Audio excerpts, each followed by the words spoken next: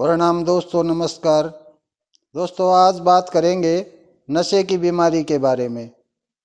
नशा क्या है, इसको कैसे छोड़ सकते हैं, घर परिवार पर क्या बीतती है। आज अब इन सब के विषय में बात करेंगे। पहले मैं वीडियो डालता संत महात्माओं की जो बात थी उनकी, कल के अवतार के बारे, संबल ग्राम के बारे। दोस्तों, इसमें मेरी माता जी ने तो पहले ही मना कर दिया था कि तू ऐसी वीडियो मत डाल। मैंने उनको मैनुपुलेट भी किया। मैंने उनको कहा कि मैं बताऊं फिर पैसे आने लग जाए, भले राण दे इसे पैसा ने। लेकिन मैं ऐसे कहाँ मानता, मैं क्यों मानत वीडियो ही पूछड़ पकड़ रखी। मगा फिर मैं दवाई बूटिया के गिर दूँ, भले यहाँ अपनी दवाई दुइया कि भाई किसा भला हो जाती, इसे बेच से गिर दे। ऐसा स्वभाव होता है दोस्तों नशेबाज मैनुपुलेट करने का। फिर उसके बाद तो मित्र गृह मंत्री ने भी कहा कि ये क्या गिरन लग रहा है तू। मेरी बात समझ में आई कि वाकई में ये बात ठीक है। आम आदमियों को कल के अवतार से, संबल ग्राम से, बिना इन चीज़ों से क्या अर्थ है। महात्मा कहते हैं भाई कांटा लाग रहा है तो वो इतना नहीं लिकड़ेगा, इतना वो रड़केगा, उसके शांति जब मिलेगी जब वो कांटा लिकड़ लेगा। आज नशे की गिरफ्त में तकरीबन हर परिवार है। आदमी बच रहे हैं, परिवार तो शायद ही कोई बचा होगा। जो एक मतलब जिस तरह से बहुत मतलब समाज को अस्त व्यस्त करने का एक बहुत बड़ा मतलब आप समझते हो क्या है, जो आप समझते हो वही है खोखला करने का। क्यों, उसमें बुद्धि भी खराब हो जाए और उलट पुलट काम तो करेगा आदमी। तो अब बात करते हैं कि नशा है क्या और इसको कैसे छोड़ सकते हैं। नशा क्या है करने वाले जानते हैं, परिवार भी जानता है। इसको छोड़े कैसे दोस्तों, पहले इसी बारे में बात करते कि नशा है क्या। WHO एक संस्था है, उन्होंने रिसर्च किया कि जो नशेबाज हैं वो पूरी उम्र अपनी दरिद्रता में, परेशानी में बिता देते हैं और साथ में उनका परिवार, वो फिर भी ना छोड़ पाते। जो के कारण है, या छोड़ भी देते हैं तो उसको फिर पकड़ लेते हैं। ऐसा क्या है इसमें। तो उन्होंने देखा कि ये जो बीमारी है ये व्यवहार की बीमारी है। नशा तो वो बाद में करने लगे, उनका व्यवहार कुछ अलग आदमियों से, मतलब कुछ अलग से उनका व्यवहार शुरू से ही था। जैसे कई आदमियों में ना बैठना, कई आदमियों में खुल के बात ना करना, एक दो के साथ में रहना, एक दो कोई मित्र बनाना, कभी भी मतलब चालबाजी करना या मतलब झूठ बोल देना। इस तरह से उनका व्यवहार शुरू से ही था। नशे तो बाद में जाके लगे हैं उनको। तो अब उन्होंने अब नशा मतलब छोड़े कैसे।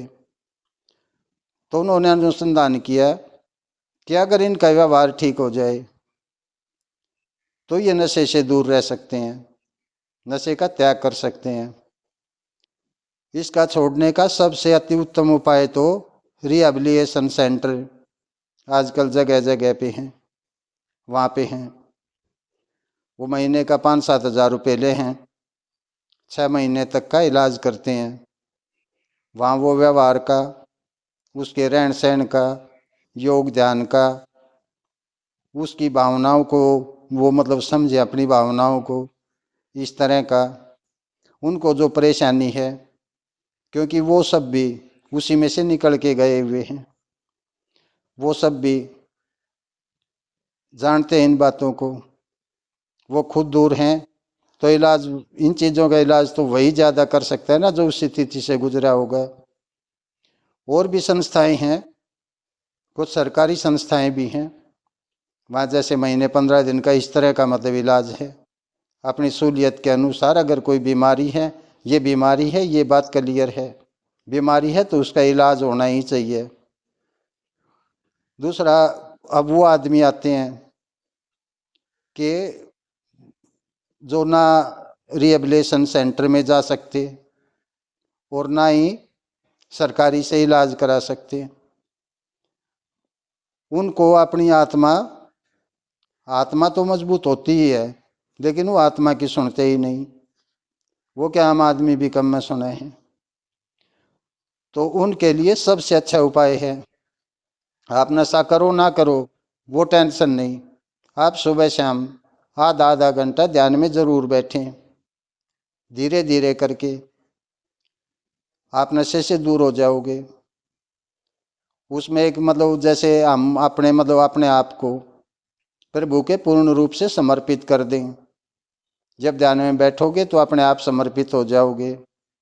आप समर्पित हो जाओगे तो जैसे छोटा बच्चा होता है, साल का, 6 महीने 2 महीने, मतलब जितना भी छोटा बच्चा होता है, उसकी माँ उसकी पूरी रखवाली करती है। उसको साफ सुथरा रखना, उसको टाइम पे खवाना, टाइम पे नहवाना। वो बच्चा थोड़ी कहता है कि मैं समर्पित हूँ आपके, क्योंकि माँ को खुद पता होता है। और वो अनंत परमात्मा तो सबकी माँ की भी माँ है, उनको भी पता है। तो अपने आप को उनके सुपुर्द कर दें। आप धीरे धीरे करके, जल्दबाजी ना करें, धीरे धीरे करके अपने आप दूर हो जाओगे और आपको पता भी ना चलेगा। नशेबाज सोचता है कि आज कर लूँ नशे को, मतलब जो भी चीज़ वो यूज करता है, कल से तो मैं छोड़ ही दूंगा। और वो जितना भी उसके पास होता है उसको कोशिश करता है कि आज इसको ख़त्म करूँ, कल से तो पीना ही नहीं। लेकिन सुबह फिर वही है। और दिन अगर मान ले तो कुछ देर से चाहिए, तो जिस दिन पक्का मन बना लिया कि कल से नहीं करूँगा, तो सुबह उठते ही ज़रूरत पड़ेगी उसको। ऐसी गिरफ्त है दोस्तों ये।